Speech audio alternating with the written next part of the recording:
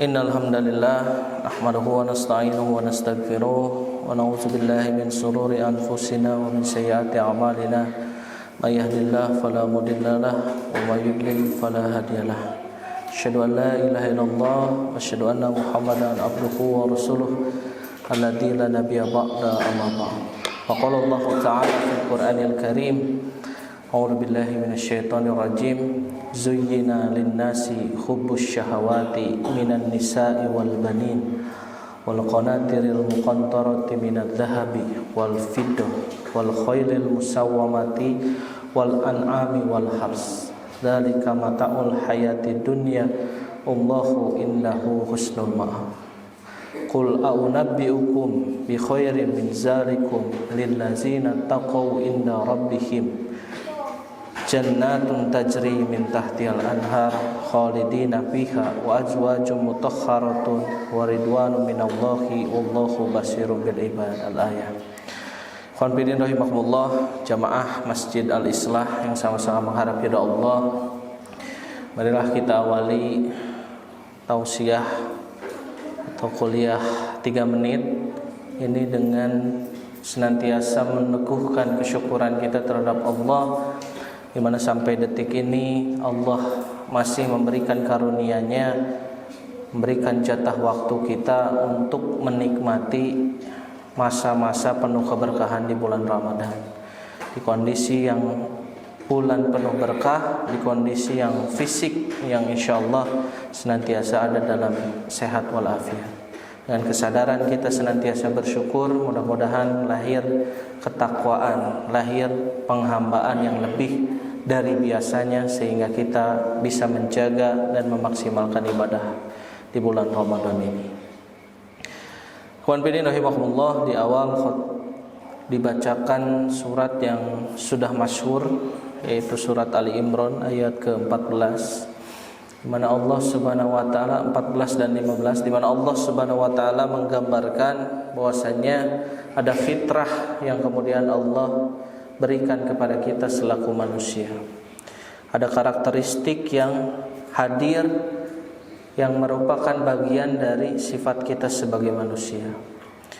Di mana ketika Allah sampaikan zuyyina linnas, Allah menjadikan indah dalam pandangan manusia hubbus syahawat, kecintaan terhadap aspek-aspek yang jadi fitrah manusia mencintainya. Allah merinci kecintaan itu. Yang pertama ada dalam minan nisa, artinya dalam lawan jenis, wabil khusus mungkin bagi kaum Adam, ada kecintaan yang lahir dari fitrah yang dihadirkan oleh Allah ketika berhadapan dengan lawan jenis. Bahkan tentu disampaikan lebih jauh, an-nisa atau perempuan, wanita, lawan jenisnya laki-laki ini punya cobaan yang luar biasa bagi kaum Adam. Nah, selanjutnya wal banin, dan keturunan, anak cucu dijadikan indah bagi kita, jadikan fitrah bagi kita untuk kemudian menggembari, mencintai gitu ya, anak cucu kita. Dalam tafsir Ibnu Katsir dijelaskan bahwa kecenderungan kita untuk mencintai itu hampir dekat kepada kita membanggakan keturunan kita.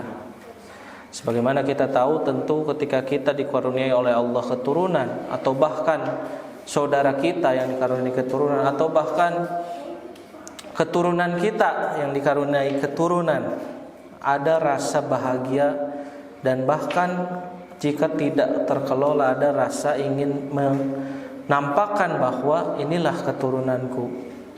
Nah, ini jadi satu hal yang Allah sampaikan sebagai fitrah yang lahir dalam diri manusia. Wal qanatiril muqantarah, jadi fitrah bagi kita untuk mencintai harta yang banyak.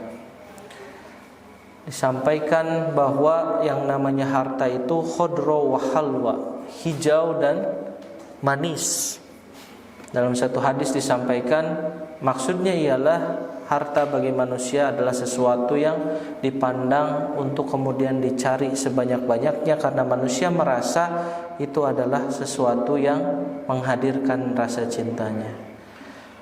Harta apa saja yang banyak itu minad dhahabi wal fiddah, dari perhiasan emas dan perak, wal khailil musawwamah, dan kuda-kuda pilihan. Tentu hari ini konteksnya sudah bukan lagi kuda, tapi kendaraan kita. Ada kendaraan bermotor, motor kita yang kemudian kita poles, kita perhatikan kebersihannya, kita modifikasi dan lain sebagainya. Atau mungkin kendaraan roda 4 kita, wal an'am, hewan ternak kita, dimana kemudian kita menjadikan pandangan dalam hewan ternak itu satu hal yang jadi kecintaan kita. Wal hars, dan tanam-tanaman yang kemudian kita upayakan, kita hadirkan. Zalika mata'ul hayati dunya wallahu indahu husnul ma'ab. Yang menarik ketika Allah sampaikan bahwasanya ada kecintaan tertentu dalam aspek tertentu yang jadi fitrah bagi manusia, Allah tegaskan zalika mata'ul hayati dunya, bahwa yang demikian adalah sesuatu yang memang menghadirkan kecintaan. Tapi Allah tekankan zalika, itulah mata'ul hayati dunya, perhiasan kehidupan dunia. Allah seolah-olah membatasi bahwa yang gemerlap tadi, yang kadang menyimpangkan kita tadi itu sesuatu yang mata'ul hayati dunia. Dia perhiasan tapi ada batasnya. Perhiasan kehidupan dunia. Kehidupan dunia seperti yang kita ketahui, kullu man 'alaiha fan, bahwa segala sesuatu yang ada di muka bumi ini fana, berbatas waktu, fasad, bisa rusak, bisa hilang.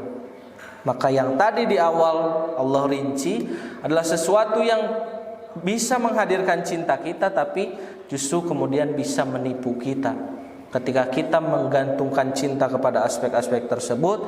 Namun ternyata aspek-aspek tersebut adalah aspek yang punya batas waktu, bisa hilang, bisa rusak, bahkan bisa kita tinggalkan, karena kita adalah makhluk yang fana juga. Maka di akhir ayat Allah tegaskan Allahu indahu husnul ma'ab, dan Allah di sisinya lah tempat kembali yang baik. Nah, ikhwan fillah rahimakumullah, banyak ayat yang senada dengan ini, bahwasanya Allah menggambarkan di kehidupan dunia ini pertama sebagai cobaan, yang tentu bagi cobaan itu pasti ada ujian-ujian yang Allah hadirkan. Yang kedua tadi gambaran ujian tersebut. Ayat lain dalam surat Al-Baqarah bahkan dirinci apa saja yang jadi musibah. Tapi Allah senantiasa memberikan pedomannya. Di antaranya misalnya di dalam surat Asy-Syura, ketika Allah tekankan bahwa apa saja yang ada, yang didatangkan di muka bumi, kata Allah, famata'ul hayati dunya, maka itu adalah kesenangan kehidupan dunia yang berbatas waktu. Wa ma indallahi khairu wa abqa, tapi apa yang ada di sisi Allah, dia itu khair, amat baik dan amat kekal. Nah, apa kaitannya dengan nuansa Ramadan? Tentu di Ramadan sebagai syahrut tarbiyah, sebagai bulan pendidikan, kita dididik untuk mengatur skala prioritas kita. Bukankah yang kita tidak boleh makan itu sesuatu yang pada awalnya itu halal? Makanan, minuman yang pada keseharian sebelum bulan Ramadan itu biasa kita konsumsi, biasa kita rasakan. Tapi di bulan Ramadan kita dilatih bahwasanya yang biasa kita hadapi itu harus punya skala prioritas ketika Allah memanggil untuk kemudian memerintahkan beribadah. Maka kemudian kita tahan yang biasa kita makan, yang biasa kita minum tersebut dalam rangka memprioritaskan Allah sebagai tempat kembali yang terbaik. Nah, maka kemudian atas apa yang Allah sampaikan atau ajarkan tersebut, wabil khusus di bulan Ramadan yang masih Allah anugerahkan kepada kita ini, mudah-mudahan kita senantiasa terlatih untuk kemudian pada awalnya kita melatih diri pada hal-hal yang sebetulnya boleh kita konsumsi. Ke depan kemudian kita melatih pada hal-hal yang Allah gariskan tadi. Bagaimana kemudian kita melatih diri menghadapi misalnya sebagai seorang pria menghadapi lawan jenis, bagaimana kemudian menghadapi, memproporsikan keturunan kita untuk kemudian kita fokus mendidiknya daripada membanggakannya, karena kita berpikir bahwasanya anak dan keturunan ini adalah sebagai investasi. Terus harta lalu kemudian kendaraan, tanaman, lalu kemudian aspek-aspek yang jadi perhiasan dunia. Mudah-mudahan ketika kita bisa menempatkan ibadah saum ini dengan proporsional, memproporsikan, memprioritaskan Allah dibanding yang lain, pasca Ramadan ini kita terlatih untuk memproporsikan kehidupan akhirat dibandingkan dengan kehidupan dunia yang jelas diungkapkan tadi hanya sebagai perhiasan yang berbatas waktu. Nah, itu saja mungkin yang bisa kami sampaikan dalam kesempatan yang berbahagia ini. Mudah-mudahan Allah senantiasa memberikan kepada kita keteguhan, kesehatan, agar kita bisa melalui ibadah Ramadan ini dengan maksimal dan tentu bisa menggapai sebaik-baik ketakwaan di hadapan Allah Subhanahu wa taala. Amin ya rabbal alamin. Qulu qouli hadza wa astaghfirullaha li wa lakum. Assalamualaikum warahmatullahi wabarakatuh.